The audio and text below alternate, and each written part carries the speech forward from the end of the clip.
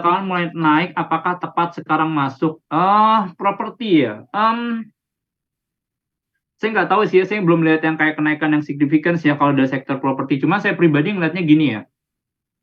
Pertama sama sebenarnya yang saya lihat tuh ketika misalnya suku bunga itu naik ya, saya masih jadi agak hati-hati sebenarnya. Apalagi kalau kita lihat kayak properti, itu adjustment-nya pasti agak sedikit lagging gitu ya. Jadi ketika nanti itu udah diterapkan, itu pasti ada lagging impact sebenarnya. Nah, makanya itu yang saya sebenarnya harus agak hati-hati sih kalau buat si sektor properti.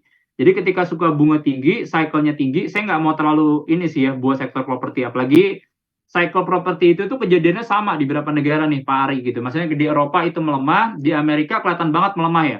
Kelihatannya gimana sih Pak melemah gitu kalau di Amerika? Contohnya kita ngeliat aja sih kayak dari sisi kayak pembelian furniture. Atau misalnya kita contohnya ngelihat company-company kayak Wood gitu ya.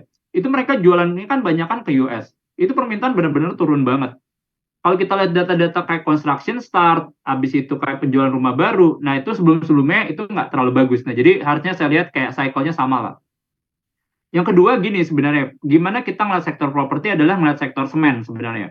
Kalau kita lihat sektor semen, data sampai bulan April itu nggak terlalu bagus. Kita tahu bahwa semen itu kan kalau secara komposisi 70% kan adalah semen kantong yang banyak dipakai buat properti. 70% tuh ada 30% tuh semen curang buat kontraktor.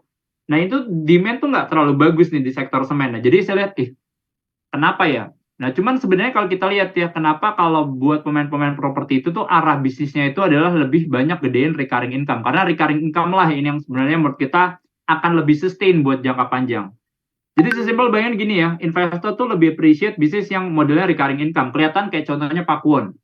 Pakuwon ibaratnya kan kayak secara, mungkin gini gambaran-gambaran ini ya, ini agak-agak lumayan ribet sih. Cuman intinya kan kalau perusahaan properti itu, valuasi itu menggunakan namanya net adjusted value atau NAV. Semakin gede diskonnya, itu ibarat